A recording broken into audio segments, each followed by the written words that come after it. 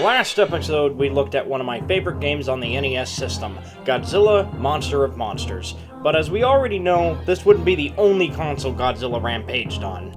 Godzilla on Game Boy would arrive on October of 1990, and Godzilla 2, War of the Monsters would release February of 1992. Both tried to fill some gap in players' hearts during the time, but while one claims to be a sequel to Monster of Monsters, it didn't come close, as it's not the monster you play as, but the military in a turn-based strategy setting to mixed results.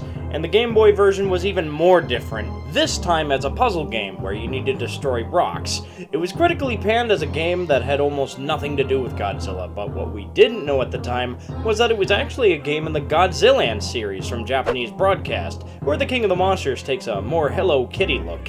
It's actually very entertaining, but the game itself is a snooze fest with very little in the way of exciting gameplay. It wouldn't be until July in 1994 that Americans would be graced with another Godzilla game. This time, Super Godzilla. But does it deserve the name? Let's give it a go and figure it out for ourselves.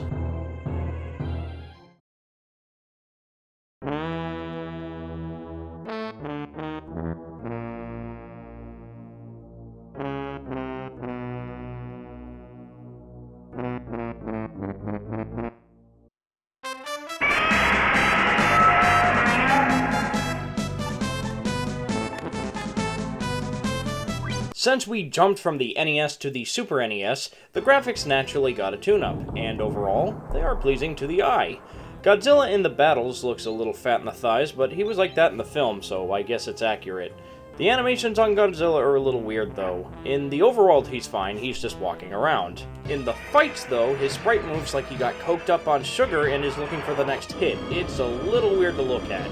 The music is, for the most part, pretty good, with certain themes from the films being strewn about. I can't say if all of the composition is from the films, but I can say all of it is fitting. Unfortunately, there's not much to say, only because most of it is passable, but forgettable for me. Mostly the Overworld themes. The sound design, though, is fantastic for the monsters, as they're exactly what you expect them to sound like. Other noises, like explosions or stepping on things, are okay, but don't feel as powerful as they should be. As for the story, Super Godzilla takes place back on Earth in the land of the rising sun, where the humans are attacked by, you guessed it, aliens. Whether these are the same aliens from Planet X, the game never says, but the player can only assume. I know I did. In response to this, the military somehow find a way to take Godzilla's mind over and have him defend the city. This game plays way differently from the NES game, but how? I'll explain it. There are two sections to Super Godzilla, the Overworld and the actual fights. The Overworld sections suck because of a few things. First, you're not allowed to destroy buildings. Well, you're allowed to, but you get penalized both with your HP and the score screen at the end of every level. Let me just say it makes sense why you shouldn't do it, but fuck that! I want to bust some buildings, that's what kaiju do! It really doesn't matter, as breaking a building is so boring to look at. Secondly, Godzilla moves incredibly slow, both on land and even slower in the water spaces. Controlling where he moves can be a hassle, as he might not even respond to your commands. He might take a little longer depending on the space to turn a direction, and I've had trouble where I'll move him in a direction, but he wouldn't have moved a space over, so he'll just turn around in a direction I didn't want him to go. Normally right into a building that he, say it with me, gets penalized for. The goal of the Overworld segments are as follows. Find the monster you need to fight, do as little damage to the environment as possible, and try to obtain a good score. It's not just for bragging rights, I assure you, it's so that you're rewarded to continue. That's right, this game not only changes the formula for the series to ignore what NES-Zilla did, but also makes it harder with the live system. This is bogus. The fights are just something else. Your first fight is in Osaka against King Ghidorah. Remember how bullshit he was back in Monster of Monsters? Well, he's still no slouch here. You're gonna realize two things. One is that monsters are super fast and almost do nothing but spam attacks while never letting you give in and give them the old 1-2. And second is that Godzilla fights poorly! See, you're told that in order to do some damage, you're supposed to get in on the monster and punch with the A button. Then move back as a box on the screen cycles through a random assignment of attacks. Then you press the X button to do that attack. Remember this box, as it's going to be the bane of your existence in later stages. I got my ass kicked here since I knew nothing on how to actually do the attack, so Ghidorah won. I thought I was going to be sent back to the title screen even if I clicked yes, but thankfully, they bring you back to the fight you lost on with the exact health the enemy was at when you died, with you at full health, so it's a lot more fair than the other game, but not by much. After beating Ghidorah, he yeets himself away and you're given a quick run-in with the aliens, telling you how they're gonna crush the human race or whatever. Honestly, a lot of the dialogue is stuff you've heard before, with a sprinkling every now and then of a mission detail you need to read in order to understand the current goal or hazard to watch out for. Up next is Mount Fuji, where the next monster you face is Godzilla. Alright, well whatever the case, your job is to go bash the baddie. It's here you're gonna find the one enemy that'll keep popping up now that they're spawning on the map, alien UFOs, either small ones that need a quick atomic breath, which is the only move that pops up on the HUD, or slightly bigger ones that need 2 hits to kill. Oh no! Get used to this now, as these are pretty much the only random encounters in the entire game. You can find the mothership and destroy it, making random encounters stop, but during my run, I only ran into one. The rest of the time, nothing but these little bastards! You'll find the occasional tank or turret that drains your health, or a mine that'll be activated if you step on it. Those are always shown to you when you're close enough, but the random battles? They'll happen whenever and wherever Godzilla goes, even the ocean, and this sucks because each fight is exactly the same as the last, and they're here to waste your time, which you have what looks like a lot, but take it from me, in some levels this will be strained. You will fail quite a lot. Eventually you reach your clone and... Oh, dude, is that an NES-Zilla reference? Damn, I almost don't want to kill him, but kill him we must. After enough damage, you'll find out it's actually Mechagodzilla, and this is the fight that made me want to pull my goddamn hair out. As I said before, enemy monsters can and will spam their attacks just so that you can't get a hit in. Not only this, but some attacks will push you back, which means they'll attack you for major damage while you're still trying to even get within hugging distance. Not even blocking. A move done by pressing and holding down on the D-pad works. You just have to hope that you can close the gap and end the fight quickly. Here's a pro tip. If you're running low on health, it's a safe bet to press the right shoulder button and press the left trigger to escape. They don't gain HP by walking around anymore, so you can always go back to the fight after finding blue spots on the map that will heal Godzilla for a lot, as well as find item pickups thrown about. Items like small HP, bigger HP thing, defense and fighting spirit pickups. Oh, I'm sorry, what's fighting spirit? Let me explain that too. In the battle sections, you'll see 2 bars rising and falling, and that's Fighting Spirit. Fighting Spirit depends on how much there is, and it'll allow you to do better attacks. When you punch, you get more of it. So the higher the Fighting Spirit, you'll be able to do a Super Atomic Breath instead of just a small one. The problem is, these are completely random because of the attack box at the bottom of the screen. Now you see the problem with this game. This game is a victim of RNG, and if it doesn't feel like letting you have access to your attacks, you might be in a fight for a goddamn long time. Or not, if the AI does decide to drain your life faster than me with a chocolate milk. Thankfully, running away is guaranteed, so use it whenever possible, please. After beating Mechagodzilla, we're told that the professor was taken to a secret alien base at Lake Ashino. It's here we need to ignore the urge to piss on the electric fence and find the right base he was taken at. Thankfully, the first one I went to had him in it. I'm not sure if it's randomized, but I'm not complaining. He tells us that the aliens wanted Godzilla's DNA to fuse together with Ghidorah and create the perfect monster. I'm assuming they somehow got the DNA, as the next monster was either crafted in 5 seconds, or this writing wasn't planned at all. Well, with the next monster here now, it's time to take on this lake's monster, Biollante, and man, what a bitch! Her fight takes place exclusively in the lake itself. She'll pop up with 2 tentacle feelers that you have to knock out first, and then the fight really begins. She loves to ram into you, and there's a catch to this fight. She only gets hurt with breath attacks. Do anything else and she'll counterattack for massive damage. She loves to take a dip in the lake from time to time, but that basically just means waste enough time and she'll pop back up. After you de-weed the lake, the professor tells us that since his capture, he began experimenting with Godzilla's cells, merging it with Ghidorah's and making us stronger, because science! Basically all that means is we're getting more HP from now on. Don't get too excited, kids. The enemies have advanced into the Tokyo-Yokohama area. Batra is fucking around here, and it's your job to cut the population to 0. Naturally, the city is going to be dense with buildings, so it's up to you to walk around without making too much rubble. You'll find Batra eventually, and I hate flying enemies in this game! He flies all over the goddamn place, and you can't do shit about it! He'll spam his attacks too, usually a flying tackle in sets of 5, and blocking it, of course, does shit!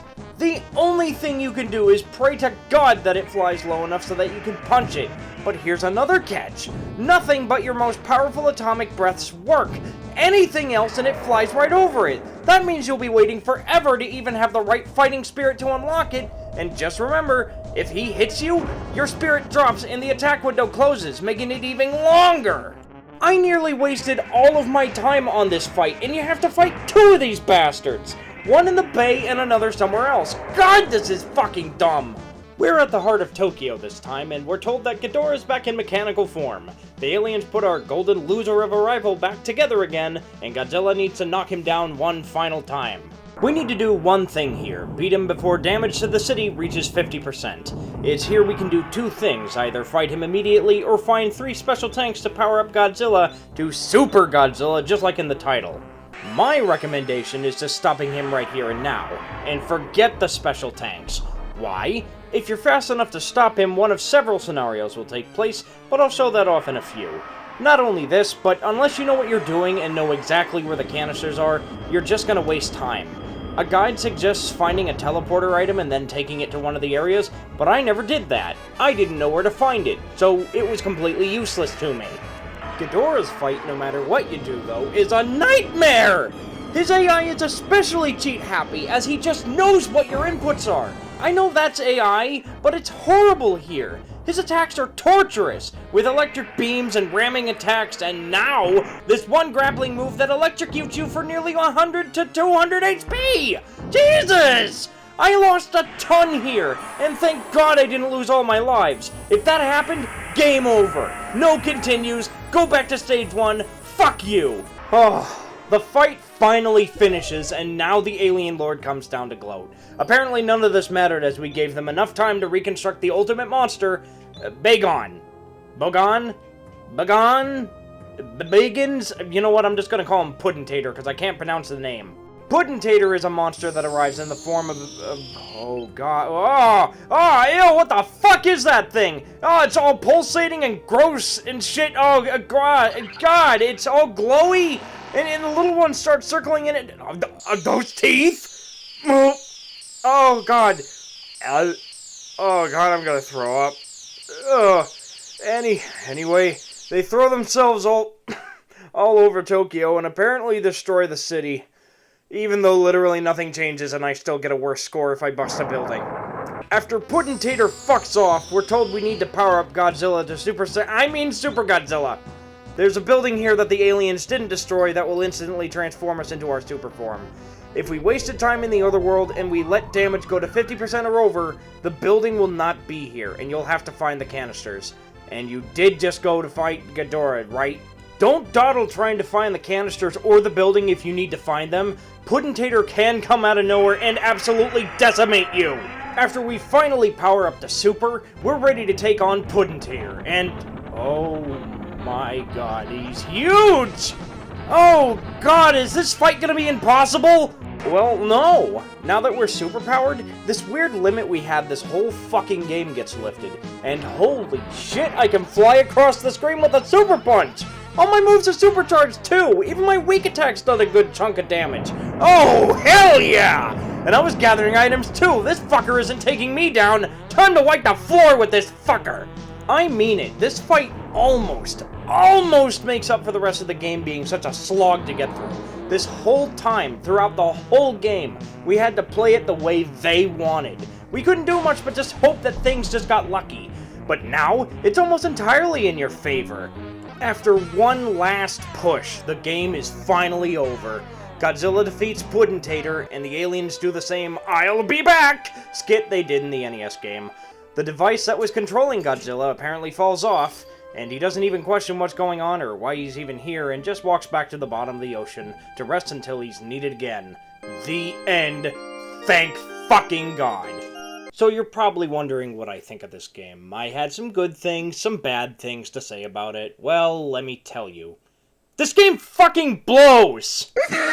The fighting mechanics are needlessly complicated, the AI is so borked and overpowered that I wanted to throw my controller and the game out the window, and the final boss being in my favor didn't fix any problems I had getting up to it. The whole adventure was unbearable from front to back. Like, why did they make it so confusing? To be honest, I much prefer the NES version. At least there, it's easier to understand, for the most part. All they needed to do was make a 2D fighting game a la Street Fighter or Mortal Kombat, but with Godzilla monsters. How hard could it have been? Well, my wish was sorta granted. But only in Japan. Because of course it fucking was. We were even teased this back in Nintendo Power. Issue 72, May 1995. For whatever reason, they cancelled our version, and it never left Japan. Because of fucking course it didn't. Today, playing it is nothing special, but back then I would've fucking loved this. It has all the monsters you expect, they have special attacks, and it plays almost like Street Fighter, only your grapple is just one button instead of a combo that you usually press. It's a good Godzilla game, and the best part is you don't even need to know the Japanese in order to play it. Nowadays you can find a stray ROM of it and boot it up via emulator. That's the game I recommend. But this one, stay away. Stay far away from it unless you hate yourself or you're looking to cut your friends list down by a ton. This game was bad. Plain and simple. It would be around 15 years before Godzilla was given another chance on home consoles, save for Godzilla on Game Boy Color based on the 1998 adaptation. We wouldn't see another game for the King until the Xbox, GameCube, and PS2 era with what fans call the Pipeworks games, where Godzilla would be rampaging in 3D. We would get these along with the GBA title in 2002, but that, my friends, is for another time. Next time, we'll go ahead and look at the portable Godzilla games, as I feel those shouldn't be ignored. Who knows, I might even find a good one, but not the Game Boy original version. I know that one blows, but I might as well get it out of the way before we check Godzilla's other ventures. I want to thank you all for checking me out, and if you enjoyed the video, please give it a like and subscribe for more. And if you're looking to be even more badass, why not donate to my Patreon? Anyway, thanks again, and I'll see you next time.